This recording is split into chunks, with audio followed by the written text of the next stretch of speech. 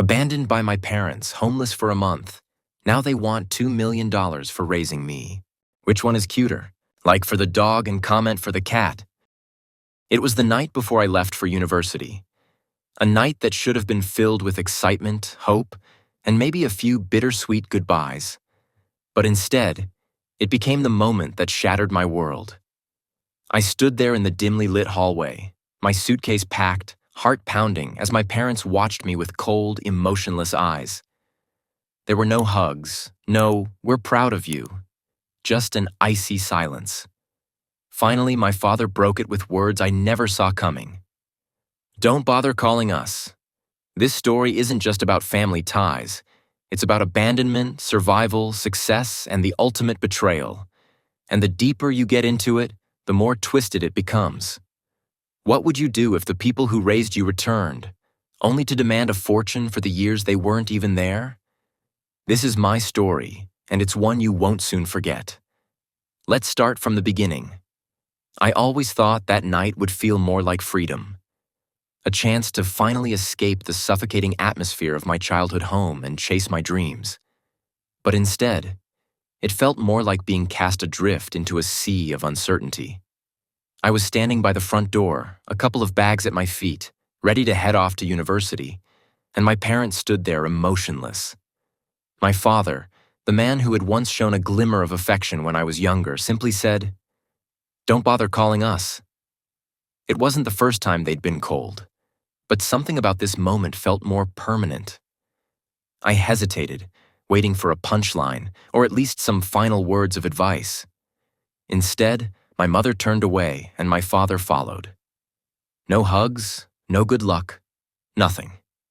As I walked out of the house and into my car, I glanced back at the house. It didn't feel like home anymore. That was the last time I saw them for years.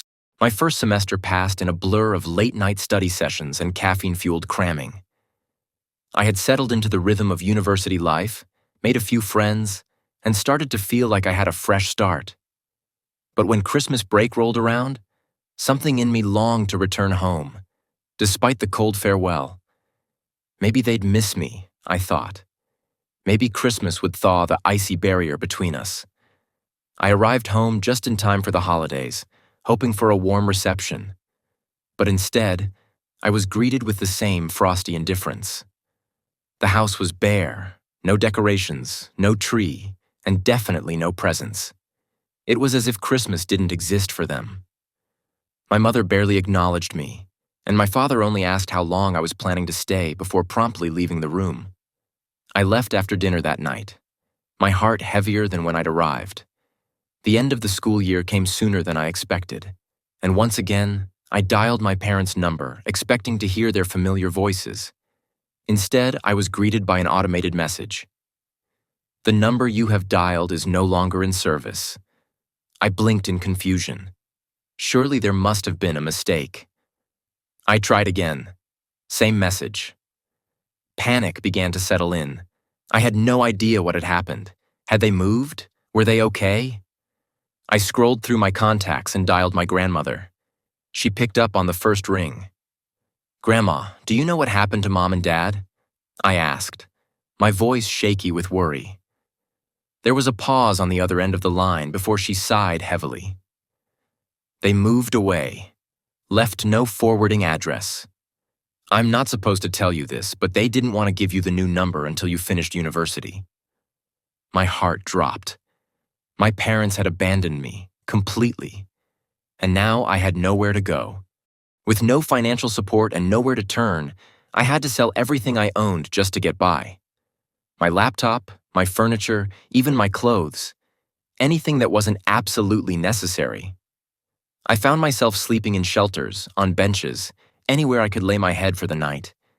It was the lowest point of my life. Homeless, alone, and betrayed by the two people who were supposed to care for me the most. For a month, I survived on sheer willpower and whatever money I could scrape together.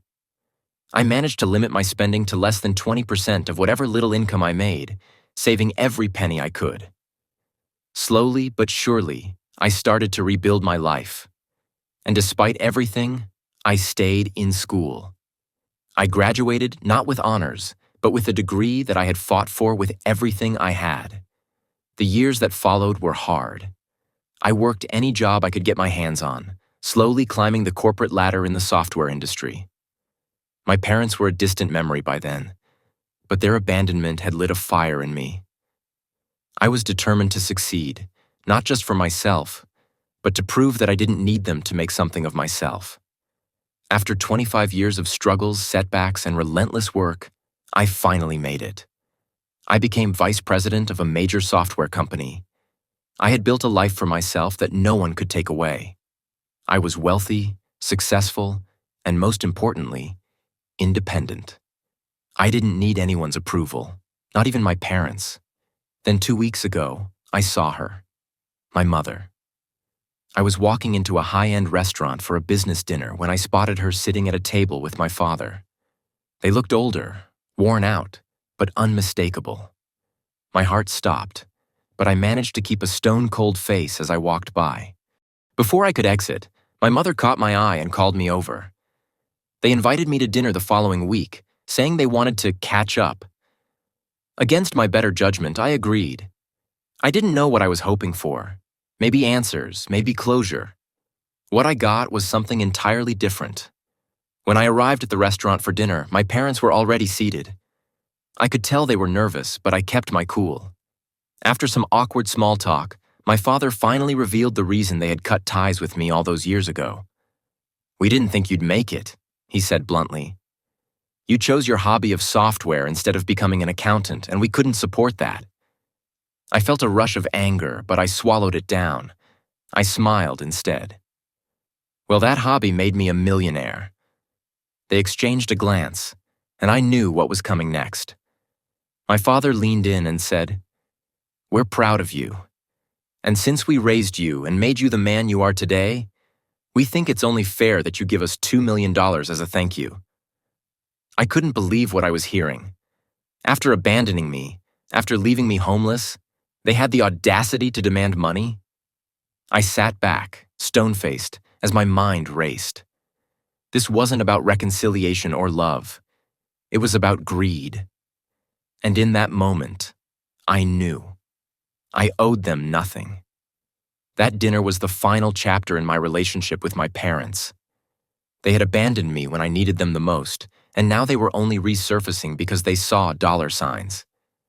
But I had built my life without them, and I wasn't about to let them tear it down.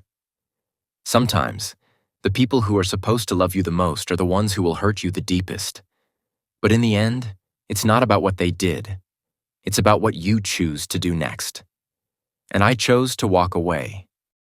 If you enjoyed this story, don't forget to like this video, hit that subscribe button, and stay tuned for more. Things are about to get intense.